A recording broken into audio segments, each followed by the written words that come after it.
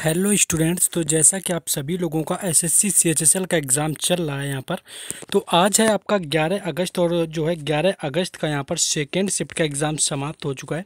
वैसे तो आपका फर्स्ट और ऑल शिफ्ट का करवाते हैं, लेकिन देखिए यहाँ पर सेकेंड शिफ्ट का मिल गया तो आप लोगों को करवाने वाले हैं। तो सेकेंड शिफ्ट का देख लीजिए लेवल ओवरऑल क्या रहा हुआ है, किस तरह से एग्ज़ाम जो है आपका पूछा गया था।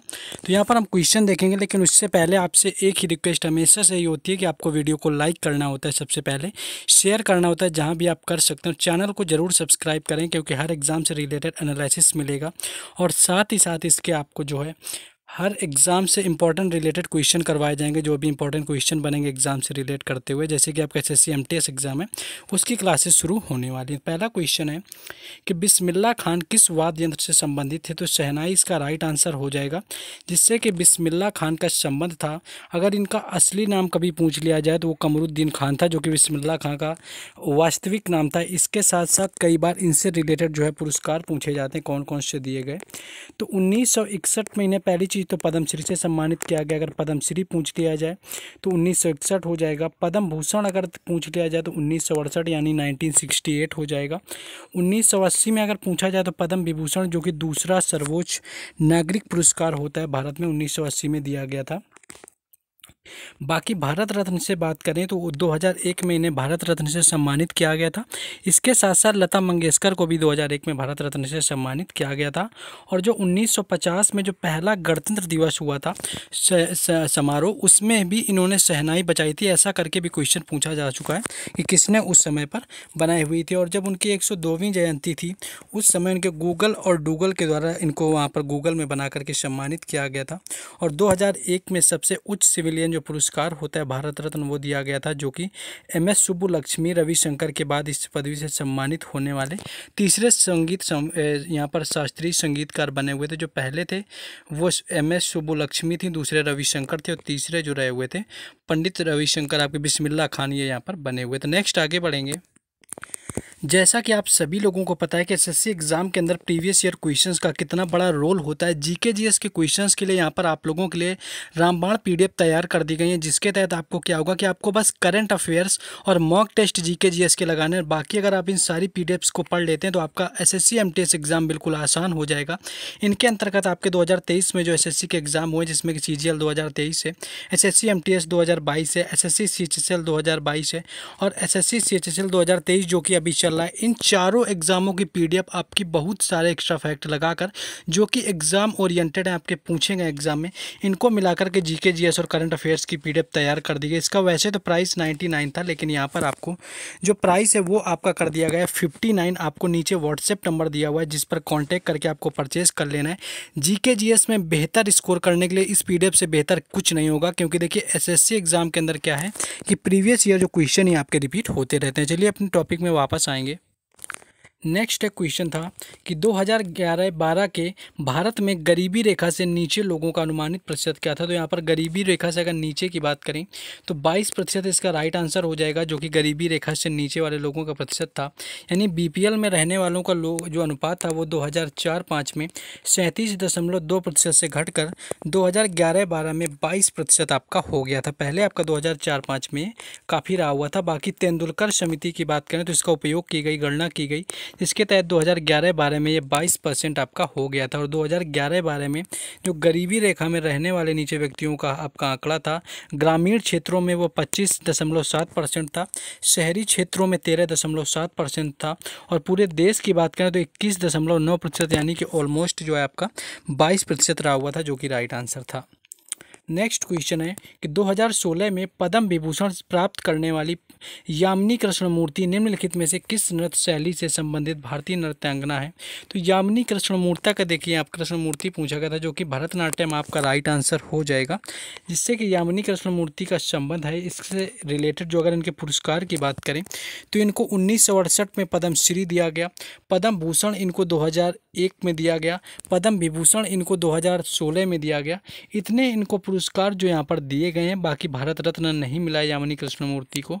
और कलामंडलम सत्यभामा की यहाँ पर 2014 में पद्मश्री से सम्मानित किया गया था। तो ये भी आपको याद रखना है, क्योंकि एक दिन ये आपका इससे रिलेटेड जो है क्वेश्चन पूछ लिया गया था।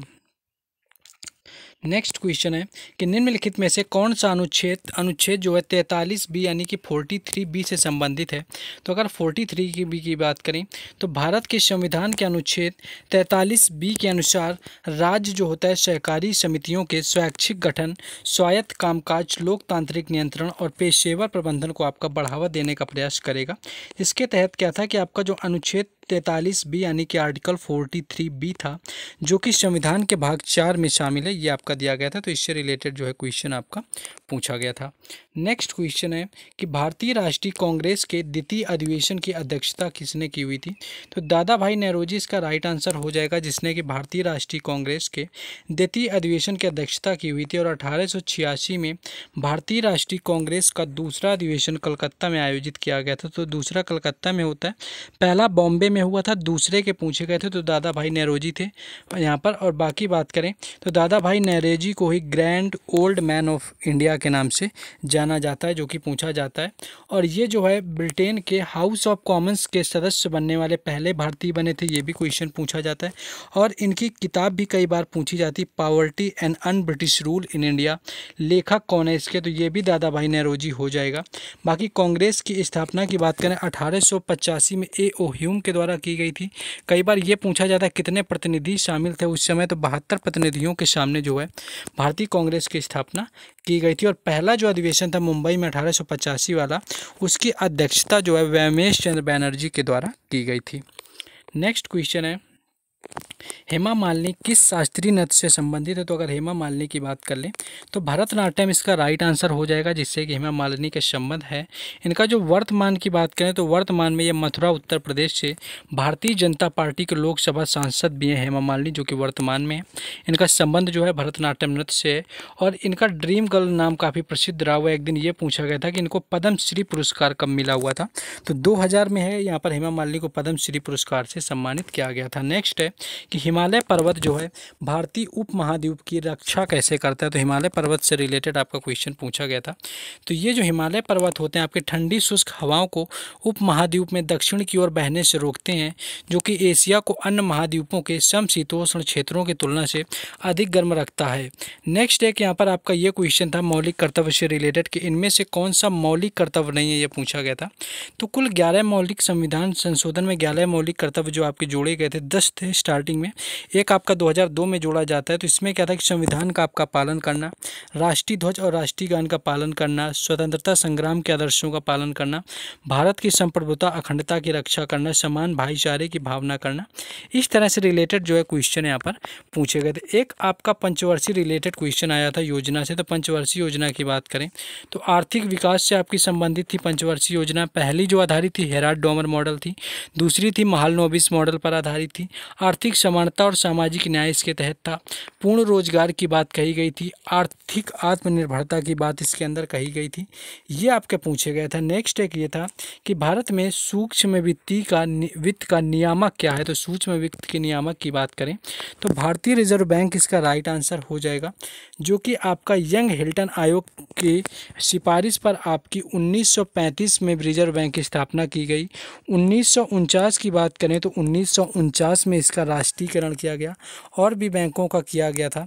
तो इस तरह से आप इसकी बात कर लें तो जो इंस्टीट्यूशन और नेटवर्क एक स्व नियामक आपका संगठन है और इसकी स्थापना 1934 के अधिनियम के साथ अप्रैल 1935 में यंग हिल्टन आयोग कमीशन जो आया हुआ था उसकी सिफारिश पर जो है इसकी स्थापना कर दी गई थी। बाकी इसका राष्ट्रीयकरण की बात करें तो आपको बता ही चुके हैं कि 1949 में कई बैंकों का हुआ था, इसके साथ इसका भी हुआ था। और अगर इसके पहले अगर गवर्नर पूछ लिए जाए रिजर्व बैंक के कौन थे तो C.D. देशमुख इसका राइट आंसर हो जाता है। यानी जो C.D. देशमुख थे ये पहले गवर्नर थे भारतीय रिजर्व बैंक के। तो इस तरह से रिलेटेड क्वेश्चन भी स्टैटिक का पूछा जाता है। और देखिए ऑलमोस्ट जो है आपका एग्जाम ठीक ठाक जा रहा है और हर शिफ्ट का एनालिसिस आपको प्लेलिस्ट बना करके दिया गया है। बाकी ये ग्रीष्मकालीन जो ओलंपिक खेलों का मेज़बानी से रिलेटेड है। ये आपका कल का क्वेश्चन है, आपका 2028 वाला पूछा गया था। तो 2028 वाला आपका अमेरिका में होना है, 2024 का आपका फ्रांस पेरिस में होगा और 2020 वाला आप सभी को पता है टोक्यो ओलंपिक में आयोजित किया गया था। तो इस तरह से था आपका एनालिसिस अगर थोड़ा भी आपको सपोर्टिव लगा हो और इन क्वेश्चंस की अगर आप पीडीएफ चाहते हैं, यानी कि पीडीएफ आपको कहाँ मिलेगी अगर इसकी बात करें तो आपको व्हाट्सएप ग्रुप और टेलीग्राम चैनल पर दी जाएगी, जिसका लिंक आपको डिस्क्रिप्शन में दिया गया है, वहाँ से जुड़ जाइए। साथ ही साथ आपसे अपने मतलब की बात करें, जैसे कि आपको लाइक और शेयर सब्सक्राइब जरूर करना है, ये आप लोगों से रिक्वेस्ट होती है हमेशा से कि आप लोग का ही सपोर्ट हमारे लिए ज़रूरी होगा।